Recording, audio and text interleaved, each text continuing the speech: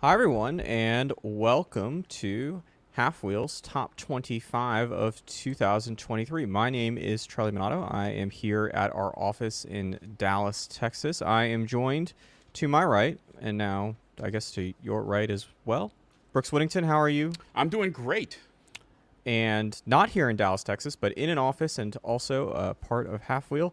It is Patrick Lagreid in Phoenix, Arizona. Patrick, how are you? Doing wonderful, guys. How you both? Pretty good. How's our Facebook Good. stream going? It's working. I continue to be amazed by the struggles of AirPods and stuff like that. Because it seemed like when I took my earphone out to check the audio on another computer, it stopped the playback of how I'm seeing you guys. So it's at least working. So audio is great. John says levels are great. I think we're good. I'm gonna take John at his word. So We're good now. We were having a little bit of technical difficulties there, but it always. wouldn't be a top 25 show without it, or really any of our shows without it. All right, so as someone that's had to watch a lot of these top 25, top 10, top 11, but you called it 10 because you can't count list, we're gonna try to get through the intros pretty quickly here, get to the list. So let's start with the question everyone is wondering. Patrick Lagreid, what cigar are you smoking? So I am smoking an Illusion ECCJ from several years ago that came out of my humidor of things I really need to smoke when I'm not smoking for half wheel. And yeah, just figured it was kind of a nice morning-esque cigar that's probably got a couple years of age on it. And yeah, that's that. Brooks, what are you smoking today? I'm smoking a Casa Cuba, Divine Inspiration. Bought a box about 2 years ago and never opened it, so decided today was the day. I feel like it's probably been more than 2 years since Has you it? bought. 2 years ago was well after COVID had started. As you get older, time tends to compress quite a bit. So maybe longer than 2 years. Sure, it's not I your have no idea. brain cells. All Those right, two. I'm smoking HVC La Rosa 520 Rare of Rare. This is the El Titan de Bronze made La Rosa, not the Nicaraguan made one. All right. We're about to get to a contest that we have in the show, but I would like to just make this disclaimer. If you are watching on Instagram, we cannot see your comments. So for both what Patrick's about to talk about, the Typos for Charity contest, as well as just commenting in general, the software that we use allows us to broadcast this to you up to an hour, which means hopefully we'll have the number one cigar announced at the end of the hour. But we cannot see your comments in any way. So if you would like to participate in the contest that Patrick is about to go over, you will need to get on either our Facebook or YouTube page and comment on this video. And Patrick, I believe it's time for you to go over some terms and It conditions. is. So one of our favorites is back, Typos for Charity. If you happen to find a typo in any of the slides you're going to see, and I correctly identify it, and you're the first person to do so, you will win a half wheel prize pack. What that is to be determined. If no typo is identified during the end of the broadcast, half wheel will donate $100 to a food bank of our choosing. So keep those eyes open, and if you see a typo, leave a comment. I'm not going to make a guarantee that there actually is one. So the plan is if there isn't, but never know. Things happen. Charlie. I'd say there's a good chance that there probably is one.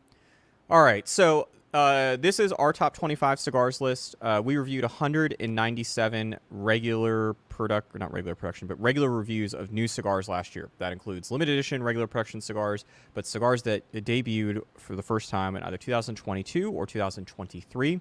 The way that we look at this is based on blends. So there are some cigars on this list, or at least... Yeah, there are a couple cigars on this list where the cigar came out in previous years prior to 2022, but it was brought back for 2023 in a new format with a new blend. In order to qualify, the cigars need to score 91 points in our regular reviews. Those are the reviews that are published typically Tuesday through Sunday. And the reason why we don't count the Monday Redux reviews is because those cigars are only getting smoked once for a Redux review, whereas the regular reviews, we smoke 3 of them. One person will smoke 3 of them. And if they score 91 points or above, then they will be considered for this list. You should look at this list not as the 25 best cigars of 2023. I got news for you. There are probably 2,000 at a minimum. Wouldn't be surprised if it's closer to 4,000 new SKUs, cigar SKUs that were added last year. If you count everything, whether it's non-Cuban, Cuban, limited edition, regular production, single store releases, private labels, etc. Right? A lot of cigars. There's no way that anyone on this planet has smoked half of them, let alone all of them. And so this is not the end-all, be-all best cigar of the year. We smoked 197 or reviewed 197 new cigars. If you would like to look at what we smoked, you can go on halfwheel.com/review list, where we have a review list that you can sort. There was also a post on Monday called Reviews and Reviews, which gives you an Excel document that has all of the cigars that we reviewed last year, which factories they were made at, what score they got, who reviewed them, et cetera, et cetera, et cetera. And it will allow you to see what we're choosing from. So these are the 25 best. If a cigar scores 91 points or above, we will purchase 3 more of them at a minimum, and we will send them to the other reviewers. So if Brooks reviews the cigar, gives it a 91, that means that he smoked 3 cigars, and that's the score that his score sheets ended up resulting in. And then Patrick Lagreid, Brian Burt, who's a former half-wheel review writer based in Florida, and then myself would then use the same exact scoring system that Brooks did. We'd each smoke 1 cigar, which means a total of 6 cigars for every single entry on this list are smoked. We do not factor price into scores, which is going to be important for in a second. And we also don't rank this list. We rate these cigars, and then once all of the cigars are rated at the end, we simply just look at what the cumulative rating would be, and whatever the highest one is gets number 1, and whatever the 25th highest one gets number 25, and you can sort of fill in the blanks from there. Before we get started on the list, I would also just like to have a brief moment of sort of real talk here. There are a surprising number of what I would consider to be very expensive cigars on this list. That is partially due to us not factoring price into score, and that's also due to us not trying to curate this list in any specific manner. We want to put the best cigars that we smoked on the list, and that's what we do. And to be quite honest, I don't think that half the time when we are reviewing cigars, we honestly know how much money these cigars cost.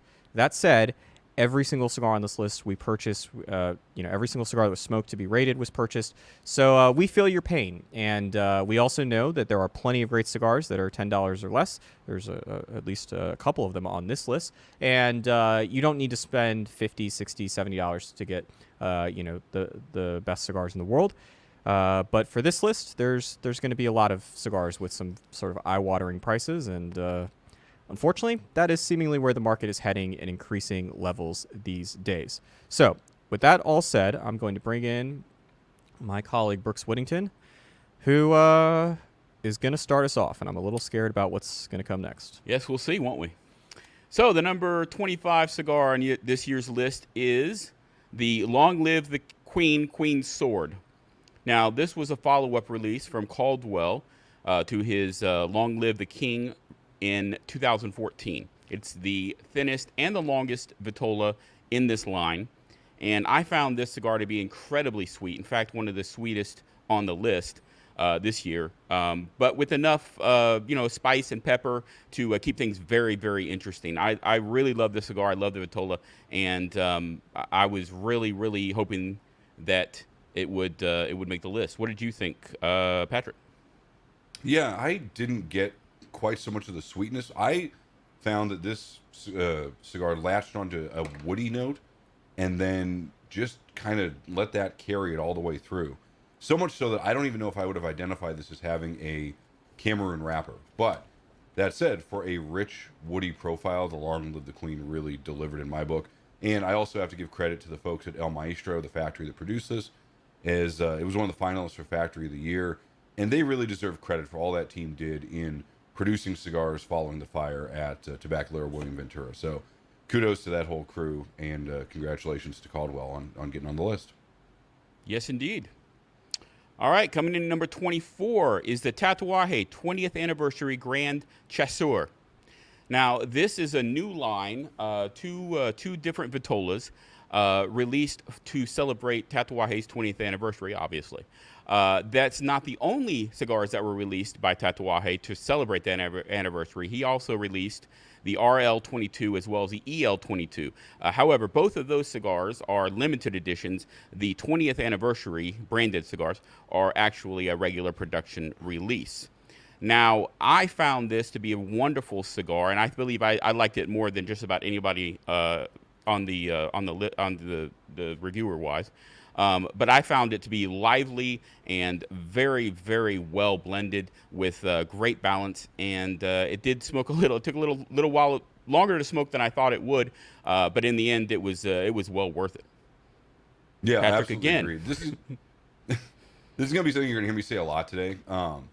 I really believe that anniversary and other celebratory cigars like this should be exemplary examples of a company's signature style or like the best expression of a certain line. And that's what I found to be the case with the Tatuaje 20th. I love how it progressed from this really vibrant Habano profile to this refined middle section and then back. As I noted in my voting, this to me felt like a brown label in a tuxedo. And again, really my only gripe, as you said, was that it just seemed to take longer to get through than I was anticipating. Not necessarily a complaint, just that was probably the only note that I had about this one. So, yeah, another nice cigar from Tatuaje on the list. All right, that's going to take us to number 23, which is the EP Carrillo Short Run 2023 Toro. This is an interesting cigar because it's an EP Carrillo that is not made by Ernesto Perez Carrillo Jr. The story goes that Ernesto was looking for some tobacco from Copan, Honduras. He heard that Oscar Valadares had some, and he went over to meet with Oscar, presumably to see if he could buy some of this tobacco. And I don't know if he ended up buying the tobacco, but out of that meeting came this blend. And so Ernesto Perez Carrillo Jr. and Oscar Valadares worked on this blend, which is made at, or was made because it's a limited edition, was made at Oscar's factory in Honduras and was sold by EP Carrillo. This is sort of the second year, maybe it's third year in a row, where EP Carrillo has had a cigar made by another factory. Oliva makes one of the Perez Carrillo series cigars. And this cigar is one that didn't really taste much like an EP Carrillo, which shouldn't be surprising. I don't think that many of the EP Carrillo blends these days are really prominent in their use of Honduran tobacco. And it didn't taste necessarily like Oscar wouldn't have been my first guess, I guess is the easiest way to describe it. That being said, I thought this is probably the most complex cigar I've ever smoked from the Oscar Valadares factory. It was an excellent cigar. Cigars in this place of the list are generally here because 3 people liked it and 1 person maybe had a suboptimal experience. I certainly was not the suboptimal experience here. I thought it was fantastic. Brooks, the EP Carrillo Short Run, I remember when I first met you more than a decade ago, the EP Carrillo Short Run 2010 was one of those cigars that you and I really both liked. This series is sort of, for a while it was on fire, and then there was the Inch Short Run, which I don't think neither you nor I liked, and then it disappeared for a long time. Now it's back. Your thoughts to see the EP Carrillo Short Run, back on a half-wheel top 25 list after, I imagine, quite some time? Yeah, look, there's been some epic, as you mentioned, there's some epic releases in this line over the years. 12 years? Well, there haven't been 12 years of releases, though, because there over was the past 12 years, they Yeah. cut off some. But like the NWC years, I guess. Short Run 2012, 2010, as you mentioned, and the 2013, all excellent cigars. This incarnation really, really, sits up there with the best of them as far as I'm concerned. It's really, really excellent. As you said, it doesn't taste like an EPC, but it's not. That's not a bad thing necessarily in terms of the profile overall is excellent, and yeah, wonderful, love it. And so with that, we move on to number 22, and in that position, the Liga Privada H99 Connecticut Corojo Papas Fritas.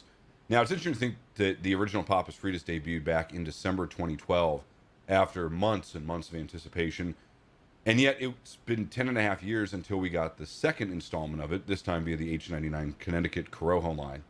Now, to put it succinctly, I found this one to be a cigar just packed with flavor that progressed incredibly well, had nuance, it had layering, plenty of pepper, all the usual things.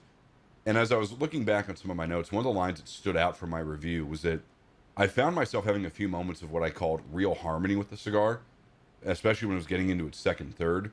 which I think is what helped it resonate with me. Sometimes cigars are very good, and then there's times where it feels like a cigar was almost made for your palate. And that's why I had such an enjoyable experience with the H99 Papas Fritas. Brooks, I know you were a fan of this as well. Yeah, look, I've enjoyed the H99 and other Vitolas. Pretty much every Vitola I've smoked, actually. The blend I love. And this size, since the days of smoking pre-releases, right, this size is really, I've really loved the idea of having this smaller cigar that I can smoke when I don't have a lot of time or when I just want something, a real quick hit for, walking out or whatever it is that I'm doing. I don't walk much, but whatever it is I'm doing. Thank you for clarifying. You're welcome. You're welcome. So this is a really great cigar for that. It's packed with flavor, and it's got a little bit of strength to it, which I really love for those times when I'm looking for that kind of thing. It's really great. It's a wonderful blend. All of the sizes are great, and this is another size that is really enjoyable. Please keep talking for You're welcome. 20 more seconds. Okay, please. so I love the packaging it comes in as well. I'm not okay. I'm just gonna keep talking. Just talking. All right. All right. I'm not very good at ad-libbing. You'll figure it out. All right, number 21 on this list is the Plasencia Year of the Rabbit. Unlike our last cigar at $7.50, this is not the most affordable thing on the list, but it is a very good cigar. I found it to be incredibly dynamic, with each third sort of being its own different story. Looking over the notes from Brian and Brooks, this cigar definitely had great construction. I think that was sort of across the board. But we found it to be, it seems like we had different experiences. Somebody remarked at how excellent the pepper was and sort of how interesting it was. Patrick, I know your notes sort of said it was more perfumey, and you really reminded you of tree wood, which is not necessarily perfumey. Tree wood isn't maybe what comes to mind, but curious if you want to explain that for the audience more as we have this breaking news development here. Yeah, I mean, look, one of the first words that came to mind while smoking the Year of the Rabbit was smooth. And I even wrote it was incredibly smooth because this was a cigar of nuance for me. And I got something that sort of reminded me, and I couldn't necessarily place where it was, but it sort of slightly rained on, not like pine or fir, but just kind of a light tree fragrance. And it was very distinct for me. And I think what was more distinct or more noticeable or notable was that a lot of the Plasencias that I have smoked recently, I found to be very upfront with flavors. A lot of the Alma series, they're just the flavors are jumping off the cigar right onto your taste buds. And this one seemed to go the other way and was almost inviting my taste buds into the flavor. And that's again what I think did it for me. I have a big thing with nuance and cigars that aren't just so in your face that it's hard to process. Yeah, and one note here, if you look at the bottom of the cigar, you might see that it kind of looks a little weird, and it's because it is not normal. So the top of the cigar is got a circular shape, like most Pareo cigars, so non-box press cigars, but the bottom of the cigar actually has an oval-shaped foot, so it sort of transitions throughout the cigar. This is one of the latest in a long series of interesting Vitolas from Plasencia Cigar. They've obviously got the hexagonal-shaped cigars in the Almaforte series. They've got some weird Salamonis-looking cigars. So it's always interesting to see the different pressings that Plasencia applies to some of these Vitolas. And this one is one of the more subtle ones, but definitely not your sort of standard, whatever this is, 6.5 by 54 Toro Extra. All right, so we'll put the walking champion back on screen.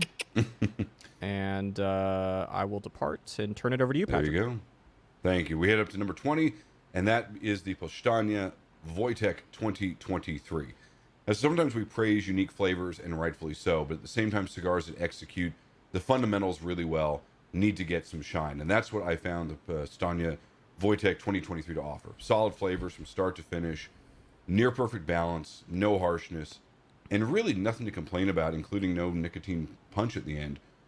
Brooks, I know you had a very enjoyable experience. Yeah, listen, I love cigars with bands depicting screaming bears on them, and this fits the bill for sure.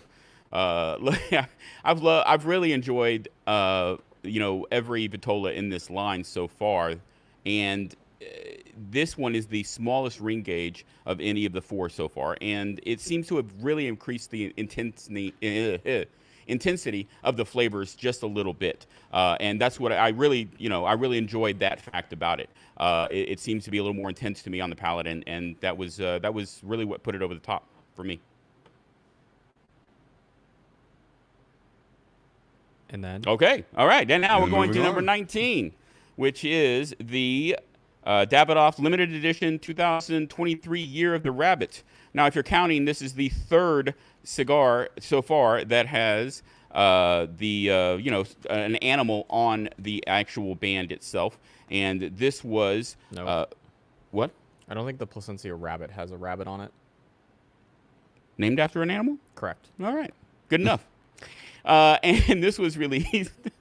This was released to celebrate the Chinese Zodiac calendar. Now, Davidoff has been releasing Zodiac series cigars since 2012-ish, and this is the latest and the last one in the regular, if you will, the correct calendar, I guess. And there's two different versions. This is the more regular production version. And I found it to be wonderful in profile, but the packaging is also excellent, something that needs to be mentioned since it actually took fifth place in our series in our packaging awards last year. And I really enjoyed it. Davidoff is no stranger to these lists, especially the Zodiac series has done very well on our top 25. This, I think, is one of the better ones that I've smoked in the series. Sorry. Patrick, what did you think? Yeah, I always like to say, if I was to give this cigar to somebody to smoke, what would I try and get them to experience out of it? And for me, it was progression of flavors. This probably had one of the best puff by puff progressions, because just like in music and good storytelling and serving food, sequencing things in the ideal order is key. And that's what I found from the Year of the Rabbit. It adds some bright spots with the aroma. The retrohales do a great job enhancing what the profile offers. If anything, it was such a progression that it almost became unrecognizable, but it was a very different cigar in the second half than it was in the first, with a lot more robustness and pepper. But on the whole, absolutely incredible, and one of those cigars that just shows you how properly selected and properly placed tobacco in a cigar can really take you on a very nice flavor journey. And with that, we will now move to number 18. And that is the Padron Family Reserve number 96 Maduro. Now, I'm not sure how much the Vitola played into the success of this particular size. Maybe it was the quality of the tobacco that was used, as a lot of times a good year of tobacco doesn't get the recognition it deserves. Whatever it was, this one definitely clicked for me due to what I found to be a more refined profile that gets going right out of the gate.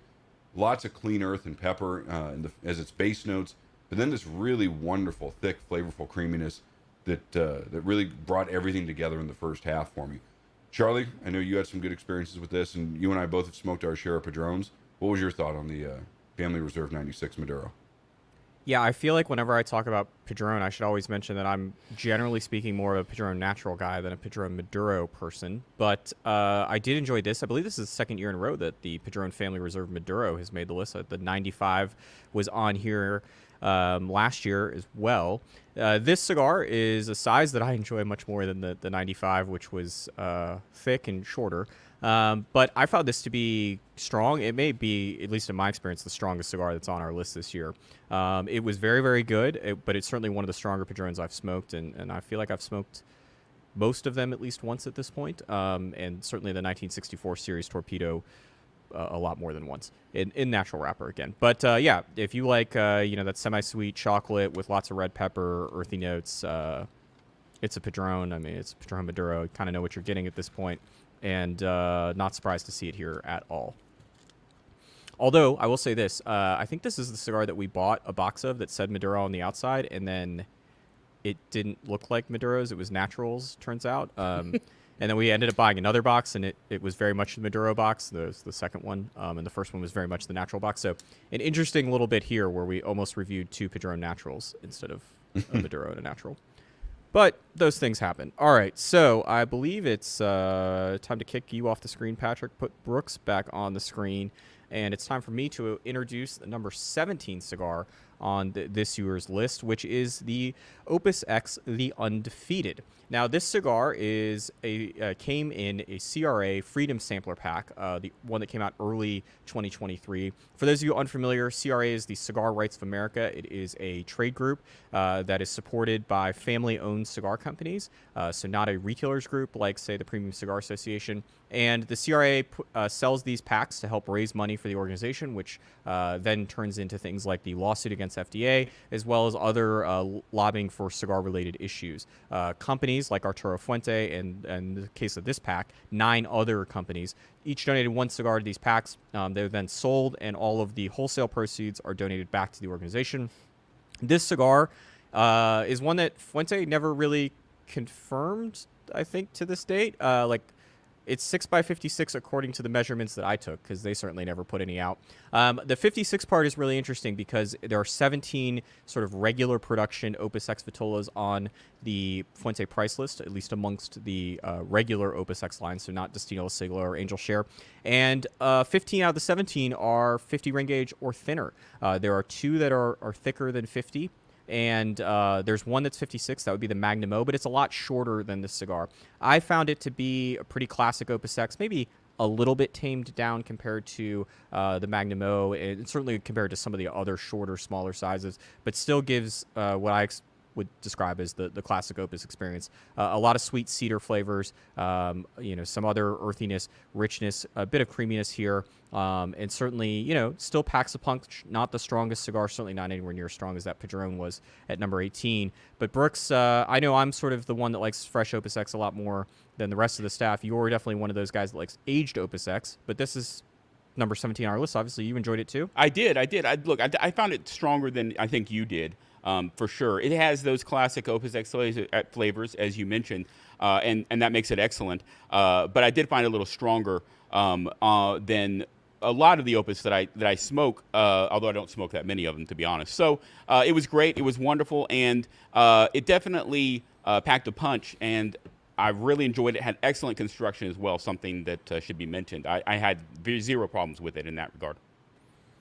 All right. I would just like to point out that our number 16 entry and the fact that you, Brooks, are not having to be a part of this is proof that I might like you, because if I did not like you... He said he loved me yesterday, though. Yeah, there was a lot of things said yesterday on that live show. It was 3 hours of us trying to get this shit together.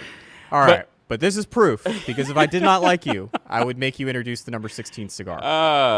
And it's not because the number 16 cigar is bad at all. It is just because it has a name that many people cannot pronounce. I'm going to try to get through it. Including me. Quinquagenario, which is a term for a Spanish term for a person that is in their 50s. I believe that this would be a male person. Quinquagenaria would presumably be the female version of this. This is a Romacraft cigar that is not made by Nica Sueño. And sort of a connect the dots story here, this cigar is actually made by Ernesto Perez Carrillo Jr. So this cigar was made for Skip Martin, one of the co-founders of Romacraft's 50th birthday.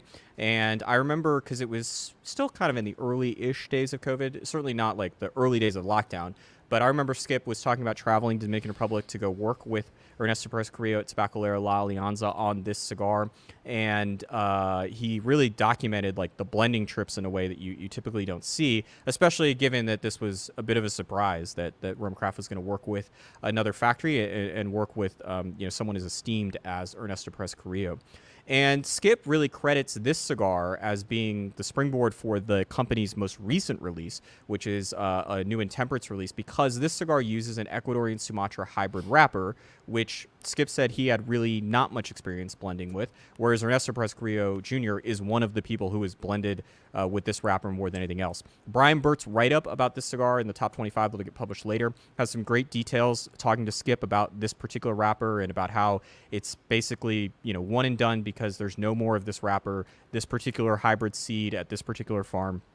I found this cigar to be excellent from when I smoked a pre-release version before it started shipping. A lot of flavors. It's not your typical Roma craft. It certainly is the case that it's different than that. And it's also not your typical like Tabacalera La Alianza cigar. They make a lot of diverse cigars. I can see some of the Roma craft influence there in it, and it certainly fits well within their portfolio, though it is a limited edition, 50,000 cigars, and once they're gone, they're gone. Patrick, your thoughts on our favorite tongue twister here? Yeah, you kind of took the words right out of my mouth. This is Sorry. Before I was assigned the review, I picked up a 5-pack just because I was curious to try it. And I remember smoking one, watching a ball game or something, and this was one of those cigars that almost stopped me in my tracks and made me acknowledge that there was something really, really good and something fairly different going on. You know, I wasn't keeping notes or anything, but there was just something about the vibrance of the flavors, the way it hit my palate. Maybe that it was different from the traditional Roma Craft profile that got my attention. I don't know exactly if that's Dominican tobacco in the binder and the filler, the different wrapper, the combination. Either way, I mean, it really just it forced me to stop and like, oh yeah, this is something good. You know, I look back at the words I used, you know, polished right out of the gate, which I think is so important for so many cigars to have that good first, second puff, just make that great first impression, which this one did.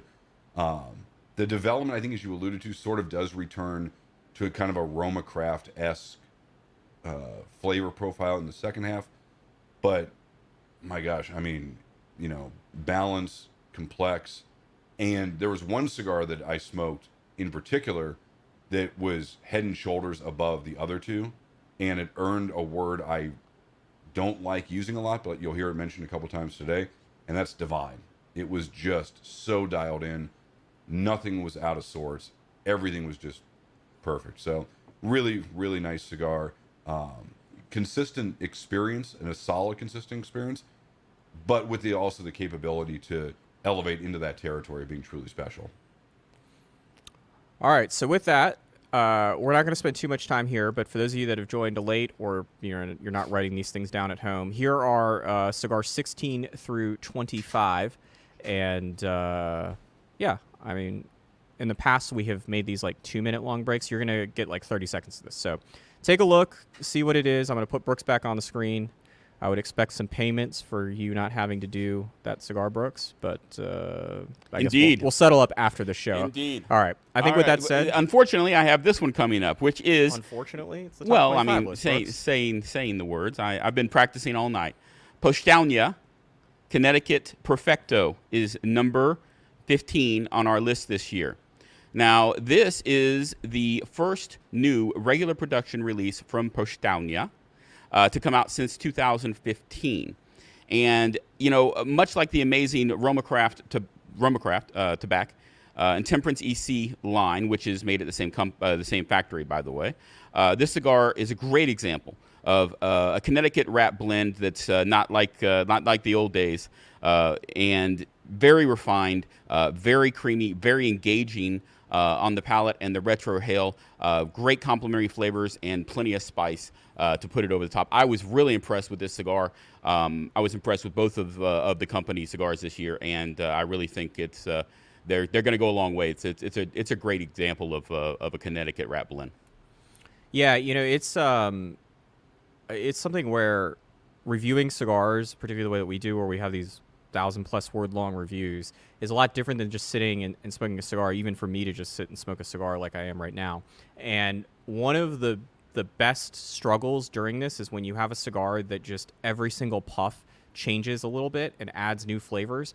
The cigar that always stands out in my mind is doing this is the first time I smoked the Davidoff Oro Blanco. It was just like every single puff was 3 or 4 new flavors, or flavors were rearranging themselves. This cigar, which is not a $500 cigar like the Oro Blanco, had that feature where every single puff, it was something new. A lot of the same flavors would show up in 60% of the puffs, right? But they would be at different intensities. They would be layered differently. There'd be a different thickness to them. An excellent, excellent cigar. Certainly a really, good representation of this combination that we here at Halfwheel have really celebrated, which is Ecuadorian Connecticut shade wrappers over Nicaraguan, internal tobaccos. I thought this was an excellent one. A little bit sweeter for me than the Intemperance EC, but certainly not surprised they're coming from the same factory. And congrats to the team over at Cigar Hustler and Postania, as you would like to say. Postania. All right. So I think I'm not here for the next one, which means I need to put Patrick back on screen. And yeah, I'll turn over to you. There we go. So off to number 14. And that is the Flor de las Antillas 10th Anniversary Limited Edition 2022. Now, this cigar got a tweak from the original blend, which is certainly no slouch in its own right, with the disclosed change being a higher priming wrapper to deliver a somewhat more intense flavor profile, in addition to a slightly darker color on that leaf. Now, I said it earlier about how I believe cigars like this should be an even better version of the original, and that's what I found here. The first half was incredibly balanced and refined with nuance and detail. There's woodiness that gets a little bit dominant for my palate in the second half, but never really derails the profile. A shift that goes from the first half commanding attention to its detail, and then the second half becoming a bit more upfront with its flavors. Brooks, what do you think of the Flor de las Antillas 10th? Look, I enjoyed it quite a bit, obviously, but this is one of those cigars that it was a wonderful experience in my mind, and it's one of the best releases, one of the best cigars that I've smoked in that line, that Vitola. It's wonderful, and it was an excellently constructed cigar as well. I really enjoyed it, yeah. And just to answer a question that I just saw pop up, an LE22 423, yes, it was announced in 22, did not ship until January 2023, so that's why it made this year's list. Correct. All right. And with that, we go to number Who's 13 in Brooks. Oh, yes, number 13. So here's another animal. Yet again, we have the second of the two Davidoff Zodiac releases. This is the flagship edition. That is the same blend as the one that was on the list earlier. At number 19. At number 19, thank you. Earlier. Same blend, but in a different Vitola. This is a Toro Vitola as opposed to a it was a Perfecto with a pigtail type thing. And the boxes rabbit. are different, and it's more limited, and the boxes are only sold, the cigars are only sold at the flagship stores, Davidoff flagship stores, exclusively. Now, I found this to be creamier on the palate than the more regular production one, the Perfecto, and a little bit less intense, which is not necessarily a bad thing. I found it to be a little bit of more of a complex experience overall compared to the other one. What did you think, Charlie? Yeah, I really enjoyed this. This is a cigar that this is, I think, the second or third year that Davidoff has done this. They did it again this year with the most recent release, the Dragon, where these cigars originally were only offered if you bought one of these masterpiece humidors that cost tens of thousands of dollars. And they've recently started selling them, as Brooks mentioned, at the Davidoff flagship stores as, you know, I guess a nice nugget for those Davidoff branded stores. And I thought the cigar was excellent. The packaging is super cool. Maybe not as cool as the regular Rabbit box, but it's a extremely well done 25 count box or 20 count box where 5 cigars come on these trays, and there's like a button you have to push to open the box up. Way over the top. Not very affordable, but an excellent cigar. Really unfortunate that they're limited, but I guess that they're less limited than they once were, because I think there were 600 boxes of these, whereas again before you had to buy a humidor that was the price of a used car. So now you've only got to buy a box of 25 cigars. It's the price of a nice bicycle, I guess. But I thought the cigar was pretty good. Obviously, it's here at number 13. The boxes are nice, though. I mean, you have to admit that. The boxes are super nice. I wish that this cigar wasn't $72. Like, if it was a $35 Davidoff, I would smoke a lot more of these. But given the price point, it is tough. But yeah, have you smoked the Dragon yet? Out of curiosity. I have not. All right. I do love the fact that the boxes are different too. Yeah, they're so different, and you can't. There's no way you can mistake them for each other. You know, I mean, you have to have 2 different releases, and it's very impressive that they came up with such interesting boxes for both. That they did. Patrick, have you smoked the Dragon? Now that we got a comment, over your face. That's a good question. I don't think Patrick's I do not remember the last 6 weeks of my life.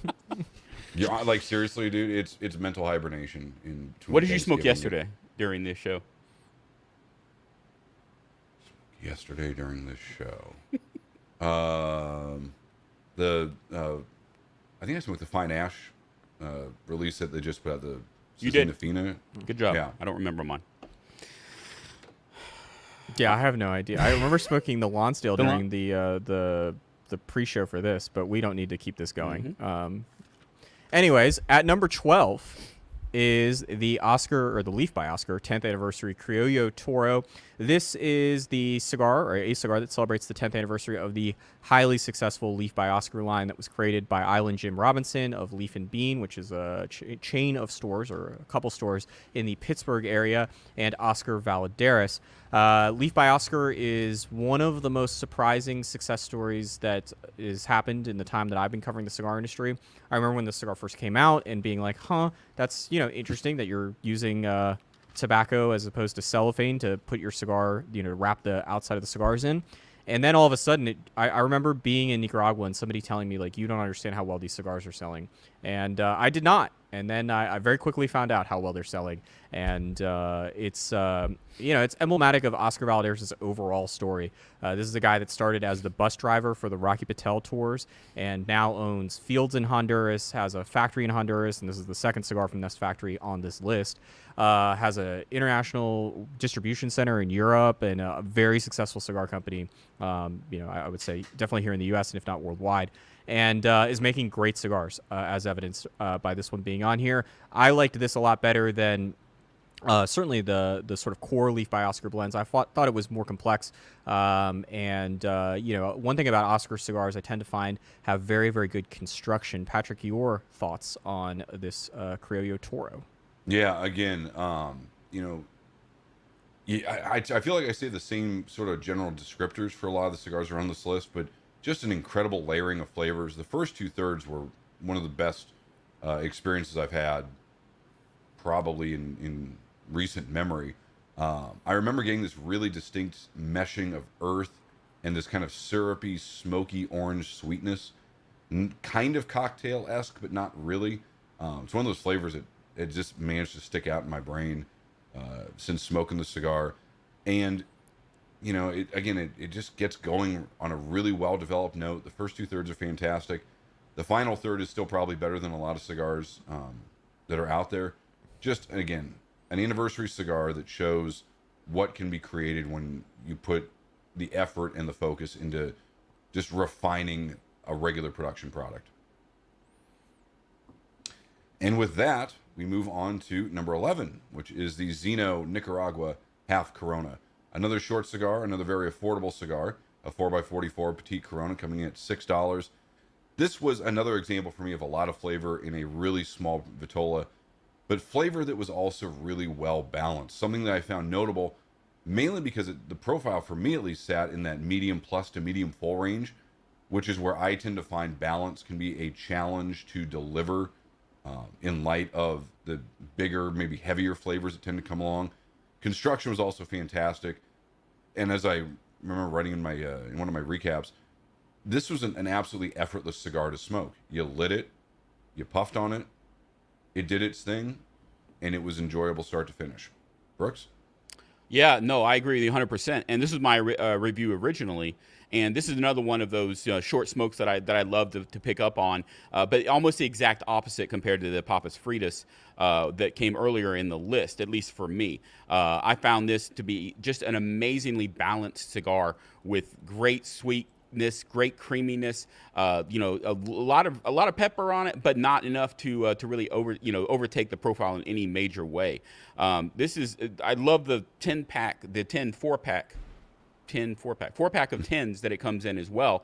Davidoff knocked it out of the park with this one. It is amazing. It's a great price. It's a great release and something that I think more people should smoke. It's great. Indeed. And again, sort of a brand that probably didn't get enough attention over the course of the year, but definitely one of those kind of hidden gems that you're probably seeing on a lot of shelves that you may have walked by for one reason or another. Excuse me. So with that, we take a look at the first 15 as we catch our breath and take a puff of our cigars. If you're just joining us, this is where we have gotten to thus far, and now I am really intrigued to see something, and I think, I'm not sure if I saw that. Maybe it was on the other one. Okay. With that, I think it is time to move on because we're going to try and get this in within the hour. Yes. So number 10 is the Foundation Highclere Castle Senator. I believe I said that right. The J is silent. So this is a cigar that was released to celebrate the 100th anniversary of the discovery of King Tutankhamun's tomb in Egypt. That was in 1922. And the packaging is excellent on this. It actually was awarded 5th place in our packaging awards last year. And it's a great looking vitola. It really, really smoked well for me. Massive number of flavors in this cigar, with salted peanuts, sweet raspberries, along with honey on the retrohale, black pepper, all intertwined. Really, just amazingly well. Just a really great cigar. One of the best Foundation cigars that I've had to date, to be honest with you. Who is this? Charlie, what did you think of this cigar? Yeah, this is a cigar that is advertised as being the regular Highclere Castle blend, but in this interesting Perfecto size. I found this to be very, very different tasting than the Highclere Castle blend. It's also a rare instance of a cigar that is on our top 25 list and was also on last year's packaging list. The boxes for this thing are designed to look like something that was found in King Tut's tomb. And the reason for the tie-in here is that it was made... you didn't go over this today, right? What's that? That it was made for the 100th anniversary. Yeah, I did. I said that. Sorry, I was... You're not listening No. to me? Why would I? Really? Let's be honest here.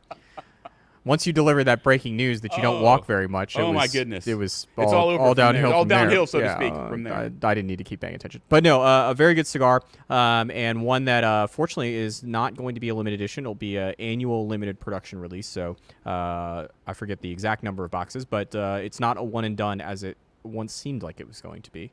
Yeah. I think it's me. Indeed. It is. Yeah, and I think that we say goodbye to Brooks. Bye. And we get to number 9, and that is the Mi Querida Black Papa Saka. Now, this is the Mi Querida Black blend has had I would say, years worth of celebration at this point. The Mi Querida Black blend debuted as a cigar that was made for JR Cigars' 50th anniversary. It then came out the year later as the Mi Querida Black Saka Khan in a double Corona size. This is the second of what is now 3 vitolas. The Papa Saka is a bit smaller than the Saka Khan, and that solved the one problem I had with the Saka Khan, which is that sometimes I don't have 3 hours to smoke a cigar, which means I can't smoke a Robusto, so I got to get a Petit Corona. And I needed something that was, going to deliver that same flavor profile, but not in that lengthy experience. The Mi Querida Black blend, though, as I was mentioning, is just been getting a lot of awards. It was the #1 cigar on the consensus in 2022. More on the consensus in a bit. It was the inaugural Reader's Choice Awards winner for Halfwheel. We announced that earlier this week. So apparently the people that read this site also really liked this blend. We do as well, because this is the second year in a row that the Mi Querida Black is on the list, now cracking the top 10 for the first time. Patrick, I've gone over sort of the biographical information. Do you want to talk about what this cigar tastes like? I think the biggest thing for me, in addition to the original size being just a lot of cigar, I got a sort of heavier profile from the Saka Khan and the JR 50th, which is the first time I ever smoked it. I don't know if it was just, I'm assuming it was the size. It just lightened it up a little bit for me and allowed more of the detail and the nuance, and kind of got the heavier overtone of the bigger size to step back just a bit.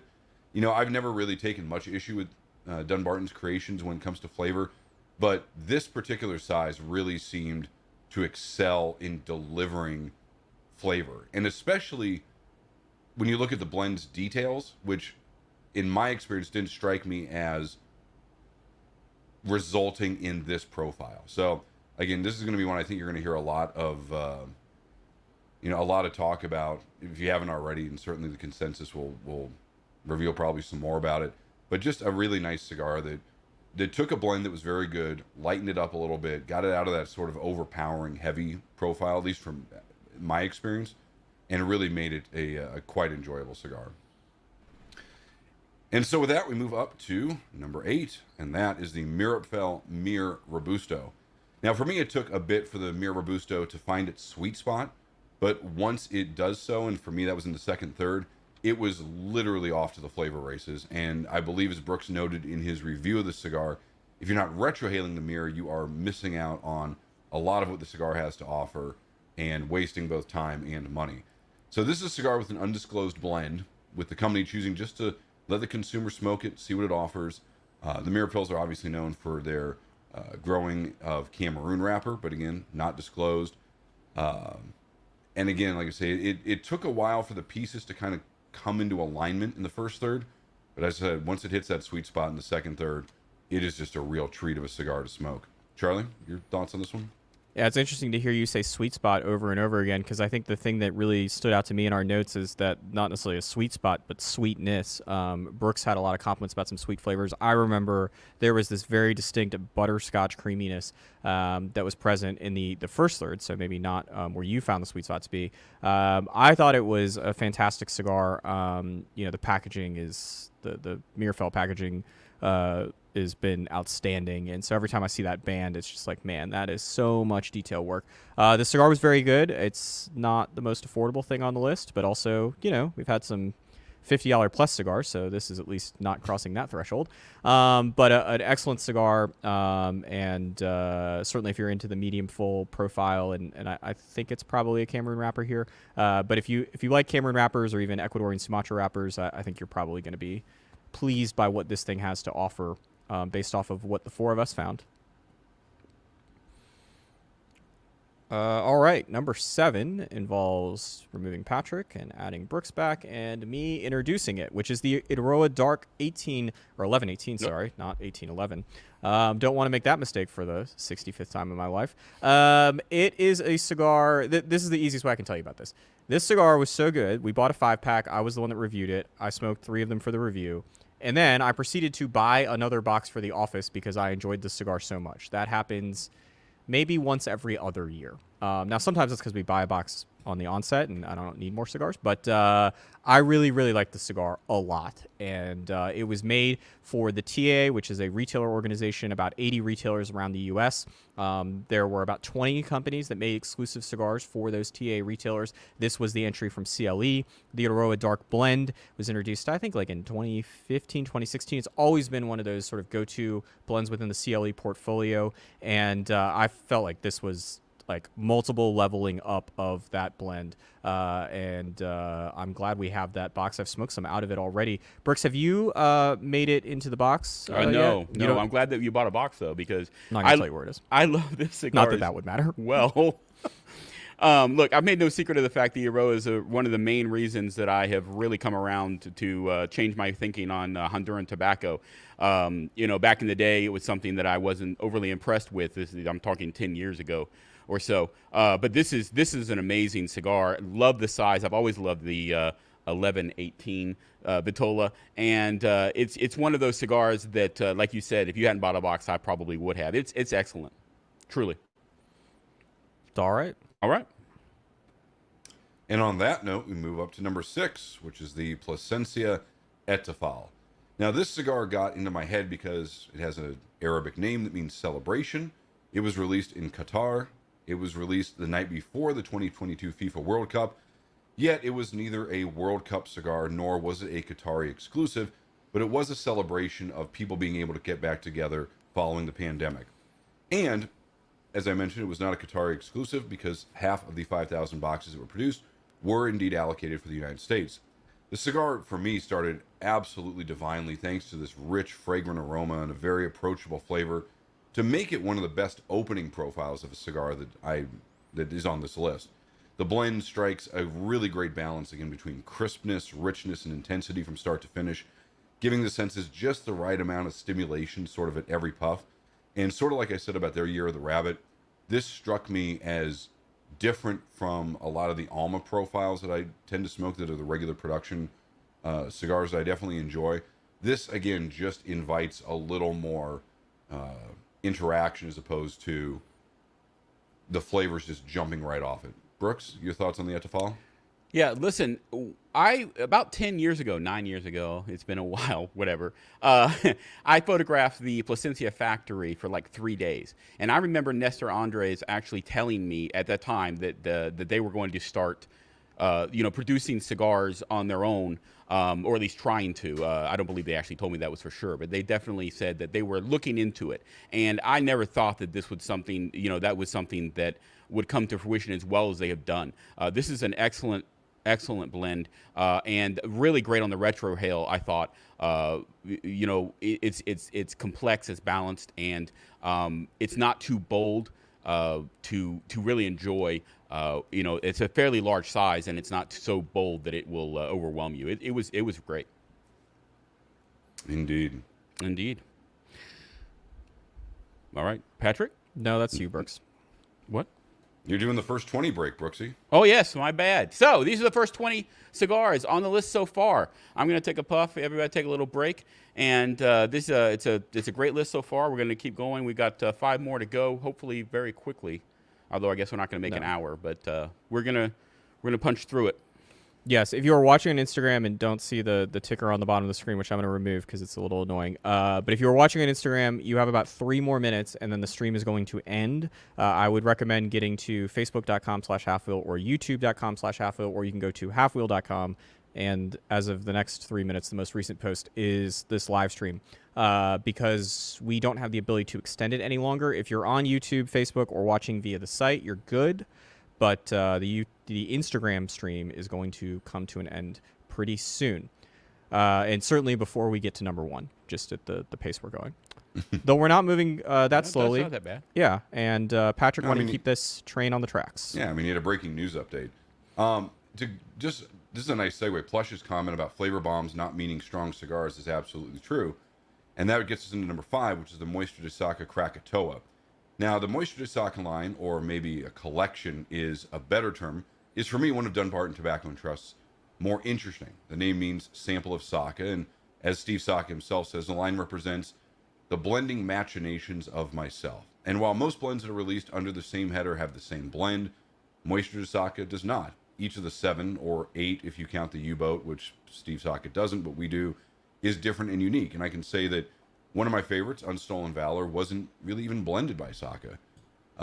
As for Krakatoa, the name comes from a volcano in Indonesia that famously erupted in 1883, killing 35,000 people. And with that kind of lead-in, you might expect over-the-top strength and flavor, but that is not what I found. And if you read Steve's comments on the review, not really what he meant either. He pegged it as a 6.5 out of 10 on the strength scale, saying he named it because the tobaccos come from volcanic soils, as well as the unexpected boldness of the flavor and unexpected strength of the retrohale. And indeed, the cigar gets off to a really nice start, hits the ground running with its profile. Solid retrohales add on some very enjoyable pepper. I don't think there was a moment of harshness from start to finish. All the flavors were really clean, well executed, and allowed my palate to easily identify the individual components as opposed to having to kind of search for them in this sea of strength. Now, between the fact that there's a lot of tobacco, or Nicaraguan tobacco in the blend, the Ecuadorian Habano wrapper, it's made at Hoya de Nicaragua, it's sort of a recipe for a strong cigar, but really I kind of found the opposite to be true. Not necessarily mild, but certainly not something that might live up to the expectations of being named for a famous volcano. Charlie, your thoughts on this one? Yeah, I'm not surprised to see Hoya back in the top 5, or at least a cigar made at Hoya. They've certainly no strangers to this part of the list. I didn't find it to be the explosive flavor that the volcanic tie-in might imply, but I know I was one of a couple of us that did find that the first third really gets off and running. For me, it was this great balance between pepper and sweet flavors, so really, really well developed layers of pepper and then some sweetness coming in, and just a nice mixing, of contrast that turned into a great cigar. Yeah, it's just super, super solid and not too unaffordable, all things considered here. Compared to some other ones and probably some more that are coming in the near future. I'm going to go ahead and remove myself from the screen and turn it over to you guys for number 4. All right, so number 4 is the Christoph Tres Capandres Toro. Now, this was a release that was created to pay tribute to the friendship between Glenn Case and 2 of his friends who unfortunately are deceased. And this is a very, very good cigar. I found this to be wonderful. The profile is extremely smooth, and perhaps the most interesting thing I found about this blend is the fact that there was a noticeable change about halfway through, where the profile changed completely to more of a charred meat for the rest of the cigar. It was really, really noticeable to me and very enjoyable. Took me by surprise, and something that I really took note of. Patrick, did you see the same? Did you find the same, or was it a little bit less obvious to you? Yeah, no, I'm definitely with you on the progression. In fact, there were two words that stuck out for me, which is progression and interplay. And in particular, this cigar, the way that the flavors kind of bounced off one another, sometimes came together, sometimes separated, actually reminded me of what I would imagine a conversation between these three people that the cigar is named for, sort of getting together, having a friendly conversation, some banter, some back and forth. It starts light. It starts, hey, how you doing? What's new? How's everything? And then progresses into heavier topics, heavier flavors. Just a really well executed interplay of flavors throughout the cigar from start to finish. And again, a really nice progression of those flavors from light, approachable, to, as you said, a little heavier, a little fuller by the time the cigar was done. Great cigar from Christoph. Yep. All right. At numero trace, not to be confused with the Christoph trace, is the Room 101 Johnny Tobacconat Perfecto. Now, this is a brand that came out in 2015. I remember being at IPSPR, the trade show now known as PCA, and I loved this packaging, which is still present today. It has this fictional, I assume to be fictional character called Johnny Tobacconat. He is the astronaut with a little shovel pail there, who went to Uranus, found some discoveries, came back. There's this whole brand story that Room 101 and Matt Booth created for this, and I liked the packaging more than I liked how that cigar tasted. But this is a completely different story. This is, I think, the sort of third generation of Room 101's Johnny Tobacconat. There was a release a couple years ago as well, and then they brought it back this year as a regular production line with a new wrapper and some new sizes, including this one. And what stuck out to me is this is that combination I mentioned earlier with that Pushtauna, Connecticut, where it's Ecuadorian Connecticut shade wrapper over Nicaraguan binder and filler. But this is a cigar that's made at AJ Fernandez that did not taste like a cigar that's made at AJ Fernandez. I find a lot of the AJ cigars, not all of them, Abdel makes a ton of cigars, but I find a lot of those blends tend to be just overly amped up in every way. Like, not just that there's a lot of pepper or there's a lot of strength, because some of them, quite frankly, don't have that. But if there's earthiness, there's going to be a lot of earthiness. If there's creaminess, there's going to be a lot of creaminess. This, to me, was not that at all. It was really a much more restrained profile than I typically find from an AJ blend, and it was absolutely excellent. Now, I was a bit of an outlier here, Brooks, because I found the cigar to basically taste, at least profile-wise, flavors changed throughout, but I didn't find it to ramp up. And I know that you were one of the people that smoked the cigar that found that the final third was a bit stronger than the first two thirds. I did. I don't think it was, a massive, huge, amount, but it certainly, to me, ramped up quite a bit in the final third. Having said that, the profile is extremely nuanced, as you mentioned. It doesn't taste like a lot of the AJ cigars that I've smoked, and that's not necessarily a good thing or a bad thing. It's just the fact that it's definitely one of the better Room 101 cigars that I've smoked, and that's saying a lot. It's a great cigar, and I love the size and Vitola as well. Yeah, an absolutely excellent cigar, and not at all. I remember smoking it and not surprised at all that it's in the top three. It stood out to me in a big way, and that is something that can also be said about our top two cigars. Statistically speaking, they did stand out. I'll introduce the number 2 cigar, and I'll start off by saying that this cigar, not all other years, but most other years, would have finished, at least based on how we scored it, as the top cigar on our top 25 list. Number 2 is the Davidoff Anniversario number 1 limited edition collection. I'm going to give you the biographical info, and then Patrick's going to tell you about what all 8 2/3 inches of this cigar tasted like. So get ready. Good thing that Instagram feed expired. So this cigar dates all the way back to Zeno Davidoff in Cuba. Zeno Davidoff, who is the one credited for building Davidoff kind of into what it is today, taking it from a small tobacco shop into this globally recognized brand. He wanted a cigar that he could smoke for his 80th birthday. And specifically, he wanted a cigar that he could light up when he was still 79 and smoke into the early hours of his 80s. And I guess he was a bit of a quicker smoker. I mean, given Davidoff's smoking time, they're probably like, this is an hour and 20 minutes. Bit of a quicker smoker than I am. I could have had a Petite Corona last 4 hours. But he had this very long cigar commissioned. It was made in Cuba because this was back in the 80s when Davidoff was still making its cigars in Cuba. And it came out as the Davidoff Aniversario 80. There's some discrepancy according to CubanCigarWebsite.com about how long the cigar was. But it was eventually settled at 8 2/3 inches. When Davidoff left Cuba and went to the Dominican Republic, it was rebranded as the Davidoff Aniversario No. 1. And in 2016, it was discontinued. Now, last year, Davidoff had... I forget the marketing name that they came up with. I would call it these are a bunch of cigars that we really like, but we can't sell because of the Vitola. And they brought back previously discontinued cigars as limited editions. That included the Davidoff Classic No. 1 and Davidoff Millennium Lanceros. Both of those cigars are Lanceros, actually. And although the Classic was now called the Signature No. 1 for reasons that don't make any sense. And this cigar as well, which is another size that is not the most popular selling size in America. To me, this is a luxury cigar through and through, and luxury not just in how expensive it is, but also the time commitment. But if you need a celebratory cigar, whether you're turning 80 or not, this is certainly an absolutely excellent one.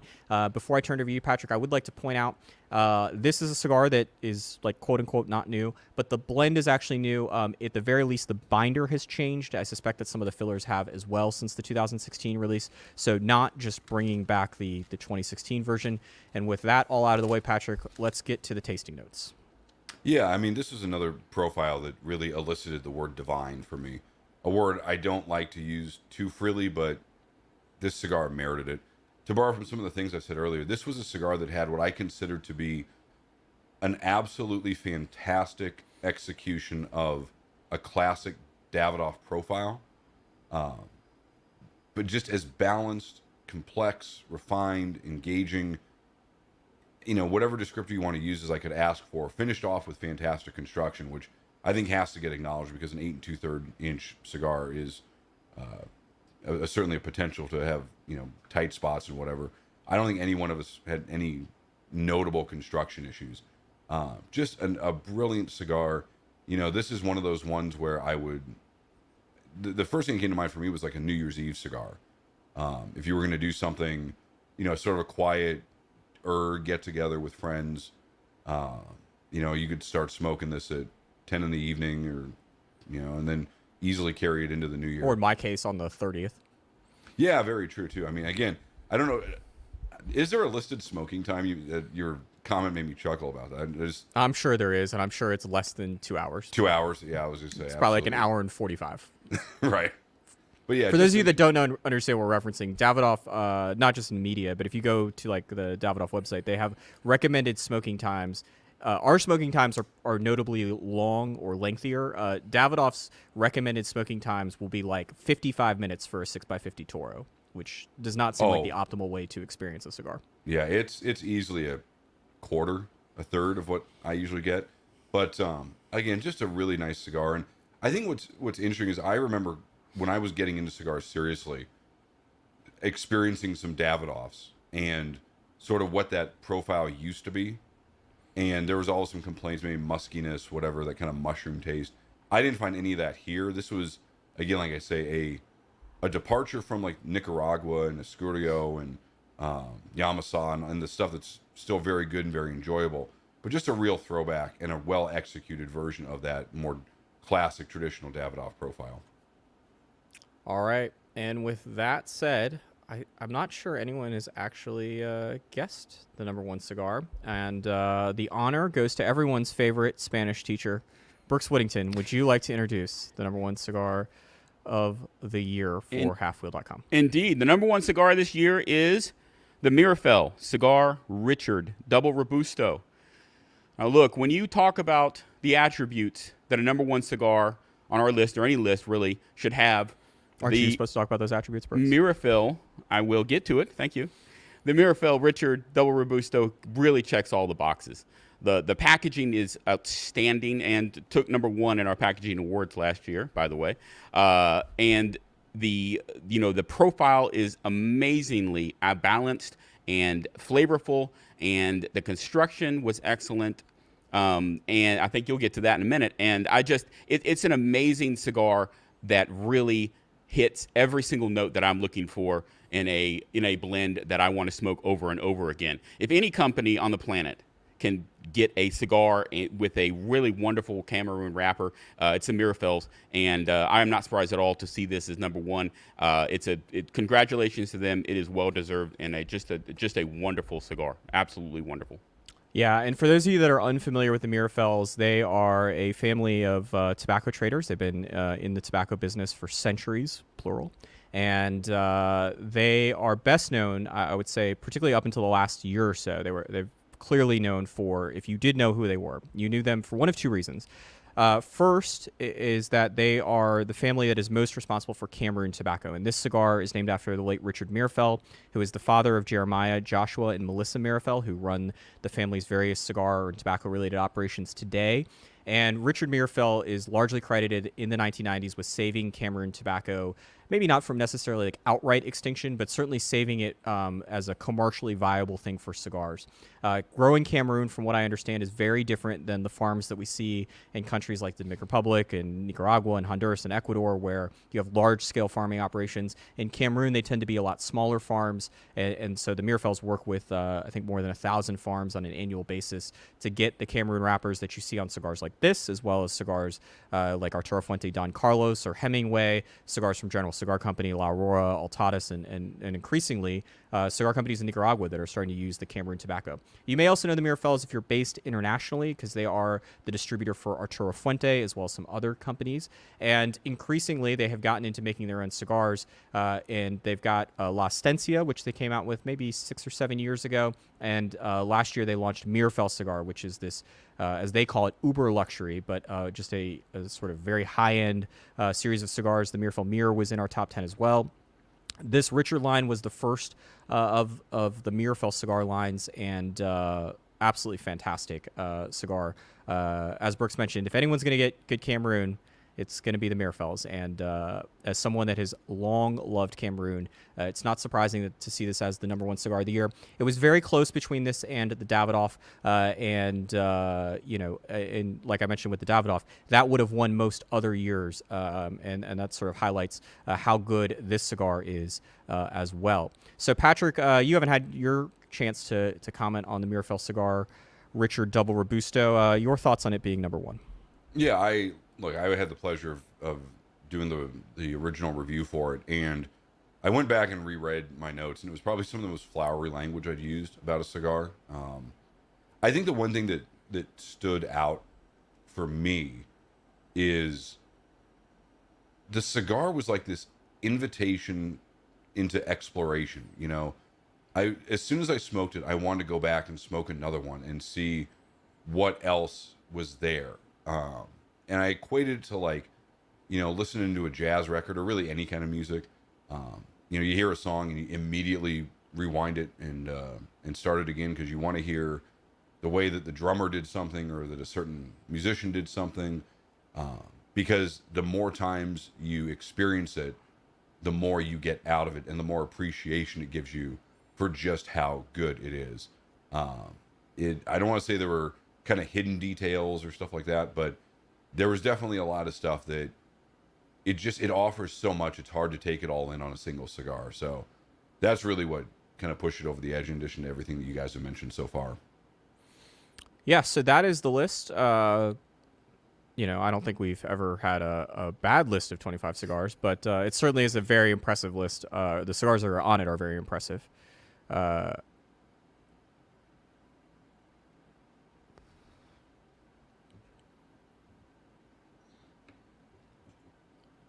Charlie? Who the hell is that? I don't know. I'm going to... Patrick, We've got it. Do you have some audio playing? No. We've got somebody else's top 25 in our ears here.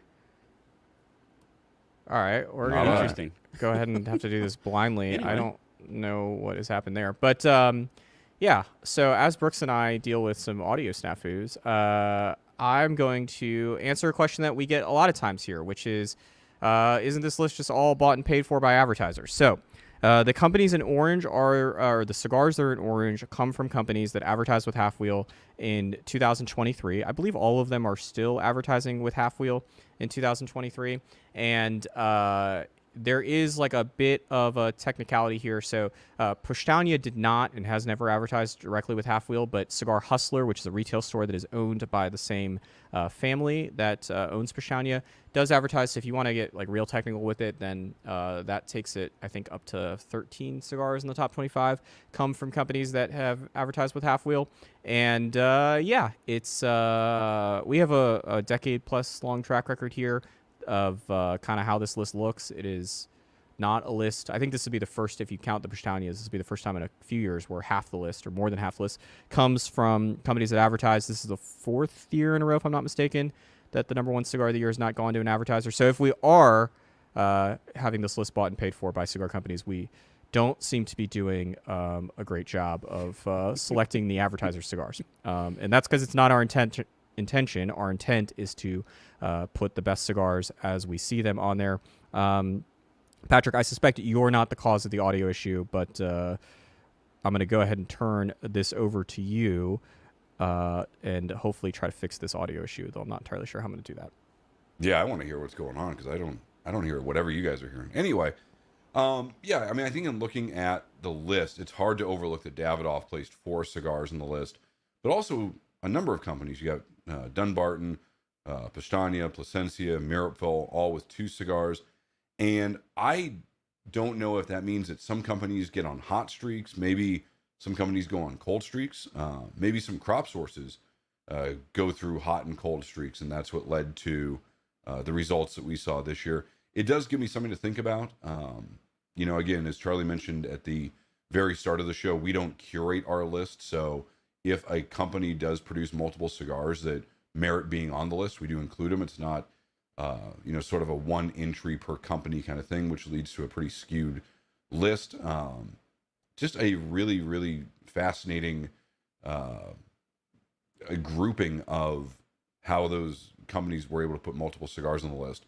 And then I also want to be sure to give an acknowledgement to Oscar Valladares, which had one of his own projects on the list and a project he worked on with EP Carrillo. And then, of course, EP Carrillo with a project with Romacraft. So that gets us into the factories who were able to place multiple cigars on this year's list. Charlie, we squared up? You are muted, I believe. One part of the issue and cause more. Go. But yeah, no, I think we figured it out. I would like to acknowledge 2 factories that are on this list. Not that the other 4 aren't worthy of recognition as they're getting it. But this is the 2nd year in a row that Nica Sueño has placed multiple cigars on this list.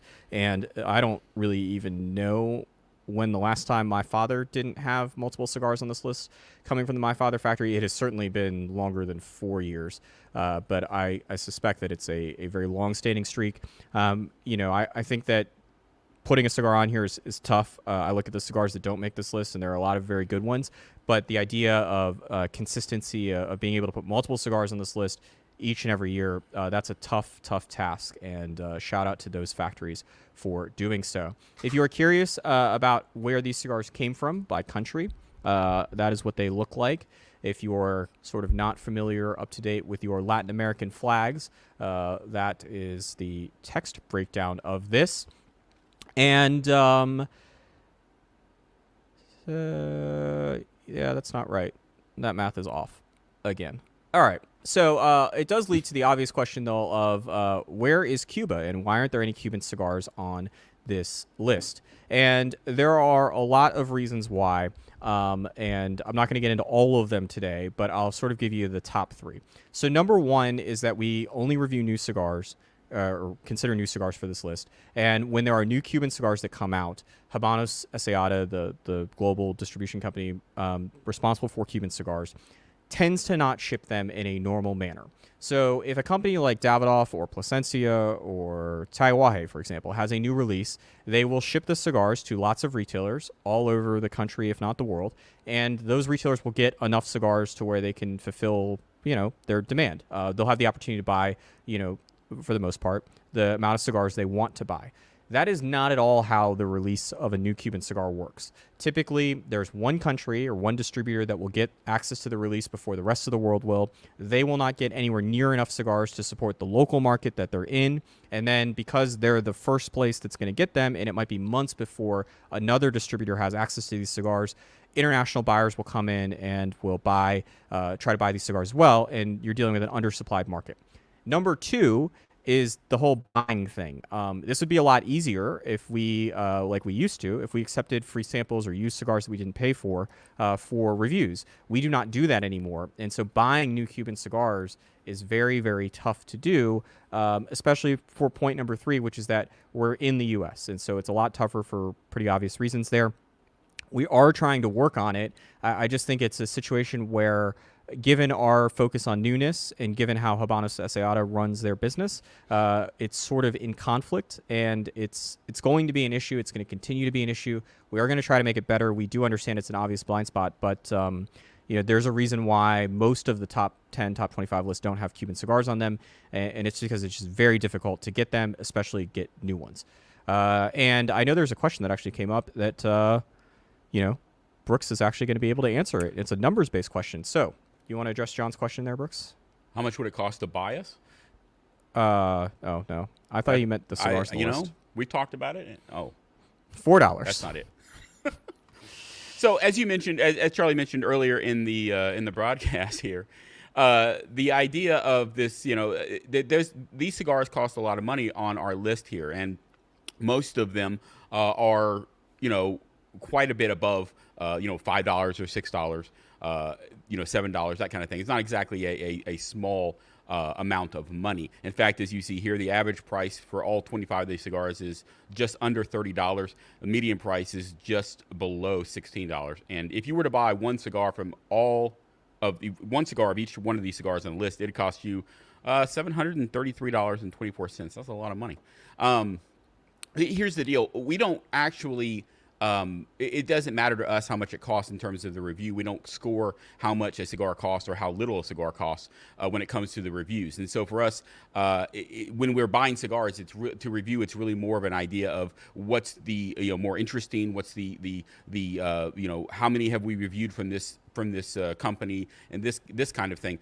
So for us, it's not really a determination in terms of what we're reviewing at any given time. It just so happens that this year's list is very, very expensive on average. Not the most expensive. I believe last year's was more expensive with the... Was it last year?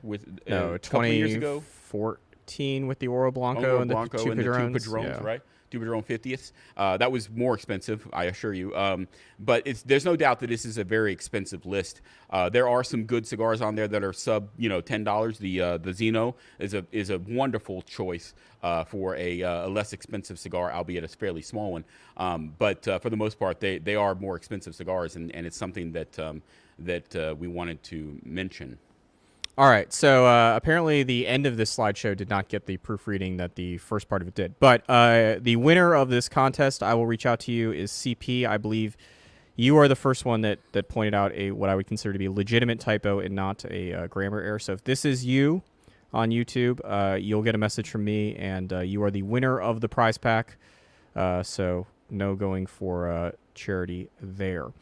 With that said, that's our top 25, but the fun doesn't stop yet. The consensus is Joe Groh's favorite top 25 list, and might be a cry for help, if we're being quite honest here, with his obsession about the consensus. It will come out on Monday. I'll be back. It'll be just me, no Brooks and Patrick, but same time and places. And the consensus will be a very different show. I'm going to unveil the consensus top 25 cigars, and then and I'll do it pretty quickly, probably within about 15, 20 minutes. And then the rest of it will be a Q&A show. So if you have questions that we didn't address here, or you've got questions about the consensus or questions about cigars in general, at least if you want them answered by me, that will be a great opportunity. If you are unfamiliar with the consensus consensus as the sort of ChatGPT log goes there. The idea is what happens if you take all the top 25 lists from Cigars, blogs, magazines, podcasts, YouTubers, etc., top 10 lists, top 11 lists, etc. You put them all into one big spreadsheet,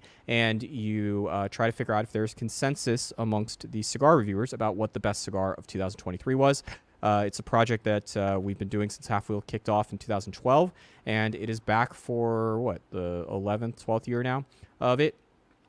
So Monday, assuming that we get through this weekend, we will be back for Brian Burt, who is not on the show, but is an important member of the Half Wheel team, and especially when it comes to our Top 25 show. Brooks Whittington on my right, Patrick Lagreid in Phoenix, Arizona. My name is Charlie Minato. Thank you all for tuning in. Congrats to everyone that is on the list. Enjoy your weekends, and the Top 25 will be published on Half Wheel shortly. Thanks for tuning in, guys.